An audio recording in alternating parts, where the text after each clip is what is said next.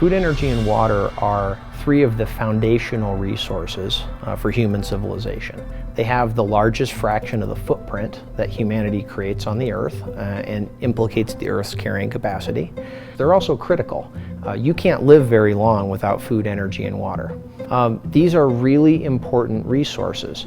We have a food, energy, and water economy globally where there's a lot of trade. There's a lot of export, there's a lot of import, and there's a lot of dependencies. So food, energy, and water are really strategic. They're very political, they're very cultural, and they're very important to us. It's important to understand those connections. What the FEWSION project is doing in the United States right now is it's building a data set that helps us map those connections. So we know who's producing the food, the energy, and the water, who's consuming it, how it's getting there, and then we have the data that we need, the big data, to analyze that system. Once we have that map of the network, we can start to observe and manage and improve things that were always invisible to us. Right? What are all our dependencies? What are our options? How are we affected by distant events? Where does our food come from? How much of it is local?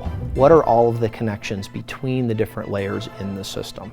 These are the types of questions that you can answer when you have that entire system put together in one network data set. So when you understand how the whole system works, you can target policies that will grow, for example, food production in places where it's more sustainable and where capacity still exists. We need to understand what resilience means in a connected world. We need to measure it so that we can engineer it and build policies that will keep us safe and help us to be prosperous in this heavily connected world. So measuring the connections and mapping them is going to be very important for community sustainability and resilience in the 21st century. We're doing that in the FEWSION project.